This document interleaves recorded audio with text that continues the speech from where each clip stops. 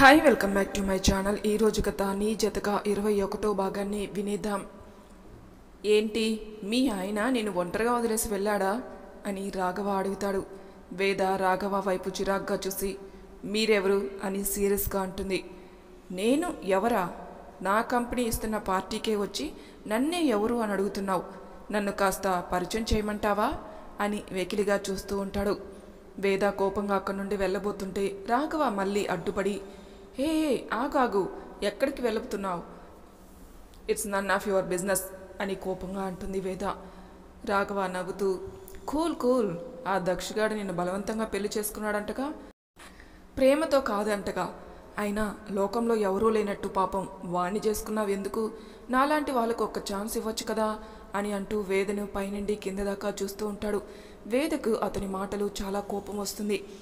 చూడు అని వేద ఏదో చెప్పేలోపే నీ మొగుడు నీతో ఎందుకంత క్లోజ్గా ఉంటున్నాడు అనుకుంటున్నావు?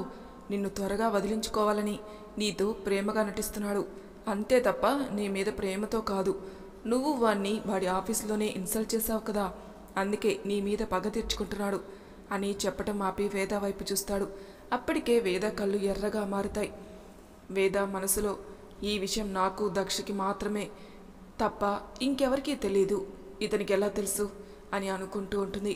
రాఘవ తన ప్లాన్ సక్సెస్ అవుతున్నట్టు అనిపించి ఏంటి ఈ విషయాలు నాకెలా తెలుసాయనా? ఈ విషయం అందరికీ తెలుసు. నేను ఎలా చేసుకున్నాడో ఎలా చూసుకుంటున్నాడో కూడా తెలుసు. నీ లైఫ్ జాగ్రత్త, అసలే నువ్వు అమాయకురాలువు. నిన్ను ఏ క్షణంలో అయినా తన దారి నుండి తప్పిస్తాడు, లేకపోతే వదిలేస్తాడు అని వెళ్ళబోతూ మరో ముఖ్యమైన విషయం, నీ మొగుడంటే గిట్టని వాళ్ళు చాలామంది ఉన్నారు. ఏ నిమిషంలో అయినా ఏ క్షణంలో అయినా ఏవైనా జరగచ్చు, కాబట్టి జాగ్రత్త వేద అని నవ్వుకుంటూ అక్కడి నుండి వెళ్ళిపోతాడు. వేదకి ఒక్క నిమిషం ఏమీ అర్థం కాదు. తనకు తెలియకుండానే తన కళ్ళు వర్షిస్తూ ఉంటాయి. ఒక్కసారిగా ఇప్పటిదాకా జరిగిన విషయాలన్నీ తన కళ్ళ ముందు తిరుగుతూ ఉంటాయి. అక్కడి నుండి లేచి వాష్రూమ్కి వెళ్ళి ఏడుస్తూ ఉంటుంది. ఎందుకు దక్ష్ ఇలా చేశారు? మన ఇద్దరి మధ్య ఉన్న విషయం ఇలా నలుగురిలో పెట్టేస్తారా? మీకు నేనంటే ఇష్టం లేదని నాకు తెలుసు, కానీ ఇలా అందరికీ మన మధ్య ఉన్న బంధాన్ని చెప్పేంత ద్వేషం ఉందని మాత్రం నాకు తెలియదు. అయినా మీలో మార్పు వచ్చిందని చాలా సంతోషించాను. ఎందుకు మారారో అర్థం కాలేదు. ప్రేమగా ఉన్నట్టు నమ్మించి నన్ను వదిలించుకునేందుకు ట్రై చేస్తున్నారని అర్థమైంది. ఇప్పటిదాకా మీరు మారారు అని అనుకుని నేను కూడా మీతో ప్రేమగా ఉందామనుకున్నాను, కానీ ఆ అవకాశం మీరు నాకు ఇవ్వలేదు అని ముఖం కడుక్కుని అక్కడి నుండి బయటికి వస్తుంది. ఏడ్చి ఏడ్చి తన ముఖం వాడిపోతుంది. అక్కడి నుండి ఫంక్షన్ జరిగే చోటుకి వెళ్ళి వాటర్ తీసుకుని గటగటా తాగేస్తుంది. అక్కడ చుట్టూ దక్ష్ కోసం చూస్తూ ఉంటుంది. అందరూ పార్టీ మూడ్లో ఉంటారు. దక్ష్ ఎక్కడా కనిపించకపోవడంతో అక్కడ ఉండబుద్ధి కాక గార్డెన్లో దూరంగా ఉన్న బెంచ్ మీద కూర్చొని ఆలోచిస్తూ కూర్చుంటుంది. కొంచెం సేపటికి దక్ష్ వేద కోసం చూస్తాడు. ఏది ఈ పిల్ల, ఎక్కడికి వెళ్ళింది అని తను కనిపిస్తుందేమో అని చుట్టూ చూస్తూ ఉంటాడు. వేద తనకు కనిపించదు. ఇదేంటి ఎక్కడా కనిపించడం లేదు, ఒకసారి ఫోన్ చేద్దాం అని అనుకుంటూ తనకు ఫోన్ చేస్తాడు. వేద ఫోన్ సైలెంట్లో ఉండడం వల్ల తను ఫోన్ చూసుకోలేదు.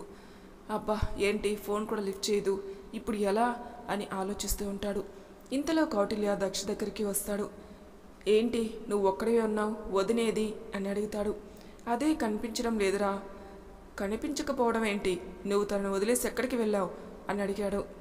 ఫ్రెండ్స్ కనిపించారు అని మాట్లాడడానికి వెళ్ళాను, ఈలోపు మాయమైంది అని అంటాడు. ఈడియట్, బుద్ధుందా? కొత్త ప్లేస్కి తీసుకొచ్చి అలా ఒక్కదాన్ని వదిలేసి వెళ్తావా? తనకు పాపం ఇక్కడ ఎవరు కూడా తెలియదు అని తిడతారు. దక్ష్ అసహనంగా నన్ను తిట్టింది చాలు, ఒకసారి వెతుకు తనని అని అనడంతో ఇద్దరు గార్డెన్ మొత్తం వెతుకుతూ ఉంటారు. దక్ష్ దూరంగా ఒక బెంచ్ కనిపిస్తూ ఉంటుంది, అటు వెళతాడు. దేవుడా ఇక్కడ తను ఉండేలా చూడు అని అనుకుంటూ అక్కడికి వెళతాడు. వేద ఒంటరిగా కూర్చొని ఆలోచిస్తూ ఉంటుంది. దక్ష్ తనని చూసి కొంచెం ఊపిరి పీల్చుకున్నాడు. వెంటనే తన దగ్గరికి వెళ్ళి నించుంటాడు. దక్ష్ తన ఎదురుగా రాగానే వేద లేచి నించుంటుంది. ఇక్కడ కూర్చున్నావేంటి? చెప్పి రావచ్చు కదా, ఫోన్ చేస్తే లిఫ్ట్ చేయవు, ఎక్కడ పెట్టావు? ఎంత భయపడ్డానో తెలుసా? అలా చెప్పకుండా వెళ్ళిపోవటం మంచిదేనా అని తిడుతూ ఉంటాడు. కానీ వేద ఒక్కదానికి కూడా సమాధానం చెప్పకుండా అంతే దక్ష వైపు ముభావంగా చూస్తూ ఉంటుంది. ఇంతలో కౌటిల్య అక్కడికి వస్తాడు. అమ్మయ్య వదిన దొరికిందా? ఎక్కడికి వెళ్ళారు వదిన? దక్ష ఎంత కంగారు పడ్డాడో తెలుసా అని అంటాడు. వేద ఏమీ మాట్లాడదు. ఏంటి ఏం మాట్లాడలేదు అని అడిగాడు కౌటిల్య. నేను వదిలేసి వెళ్ళాను కదా, అందుకని కోపం వచ్చిందేమోరా, నాతో కూడా ఏం చెప్పట్లేదు అన్నాడు దక్ష్. ఏమో ఏంటి కోపం వచ్చింది, అందుకే ఏం మాట్లాడడం లేదు. అందుకే చెప్పేది కొంచెం పద్ధతి నేర్చుకోరా అని. చూడు పాపం మా వదిన ఎంత హట్ అయిందో అని అంటాడు కౌటిల్య.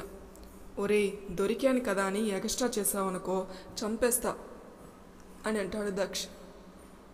సరే ఇంకా తింటారా వదిన, రండి డిన్నర్ చేద్దాం అంటాడు కౌటిల్య. అవునరా ఆకలేస్తుంది అని వేద చేయి పట్టుకుంటాడు.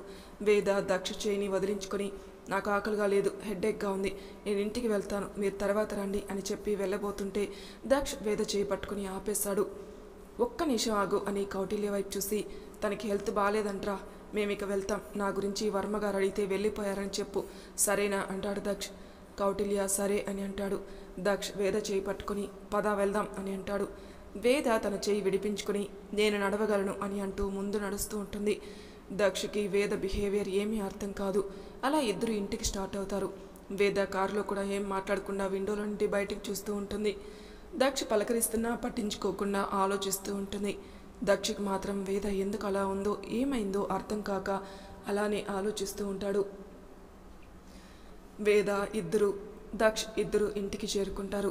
దక్ష్ కార్ ఆపగానే వేద గబగబా దిగేసి లోపలికి పరిగెడుతుంది. వేగంగా వెళ్తున్న వేదని చూస్తే ఆలోచనలో పడతాడు. వేద సరాసరి తన బెడ్రూమ్లోకి వెళ్ళిపోతుంది.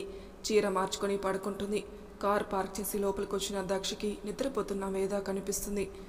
ఇంత త్వరగా డ్రెస్ చేంజ్ చేసుకుని అప్పుడే పడుకుందా అని అనుకుంటూ తను కూడా డ్రెస్ మార్చుకొని వస్తాడు. వేద పక్కన పడుకొని తన వైపే చూస్తూ, తలనొప్పిగా ఉంది అన్నావు కదా, టాబ్లెట్ వేసుకున్నావా అని అడుగుతాడు దక్ష్. వేదకి దక్ష మాటలు వినిపించినా కూడా పట్టించుకోకుండా అంతే నిద్రపోతున్నట్టు నటిస్తుంది. దక్ష్ తను ఆన్సర్ చెప్పకపోయేసరికి నిద్రపోయిందేమో అని డిస్టర్బ్ చేయకుండా తను కూడా నిద్రలోకి జారుకుంటాడు. ఆ next day Daksh mobile ring అవుతూ ఉంటుంది. దక్ష్ అలాగే నిద్రలో వేద మొబైల్ ఆఫ్ చేయి అని అంటాడు. కానీ అటు నుండి ఎటువంటి రెస్పాన్స్ ఉండదు. మొబైల్ మోగి మోగి ఆగిపోతుంది. దక్ష్ అటు ఇటు దొర్లుతూ ఉంటాడు. మళ్ళీ మొబైల్ రింగ్ అవుతుంది. ఆ సౌండ్కి చిరాకు వచ్చి లేచి కూర్చుంటాడు. అబ్బా ఏంటి పొద్దున్నే ఈ సౌండ్ అని అనుకుంటూ మొబైల్ తీసుకుని కట్ చేసి పక్కన పడేస్తాడు. వెంటనే తన పక్కన చూస్తాడు. వేద కనిపించదు. ఏంటి ఇంత పొద్దున్నే లేచిందా అని అనుకుంటూ మళ్ళీ పడుకునే ప్రయత్నం చేస్తాడు. కానీ నిద్ర పట్టదు.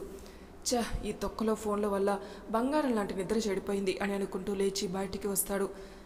పార్వతి గారు పేపర్ చదువుతూ ఉంటారు. దక్ష్ కిందకి వచ్చి వాళ్ళ అమ్మ పక్కన కూర్చుని కళ్ళు నులుముకుంటూ ఉంటాడు. పార్వతి గారు దక్షను చూసి, ఏరా పార్టీ బాగా జరిగిందా, ఎన్నింటికి ఇంటికి వచ్చారు? 11 అలా అయిందమ్మా, వేదకు తలనొప్పిగా ఉంది అంటే ఇంకా వచ్చేసాం అన్నాడు దక్ష్. ఓహో, మరి అందరికన్నా ముందే లేచిందేంటి ఇవాళ? అవునా, ఎక్కడుంది తను? గార్డెన్లో నీళ్లు పెడుతుంది. ఓహో సర్లే చేయనివ్వు, మంచిదేగా అని లేచి నించుంటాడు. నువ్వెక్కడికి?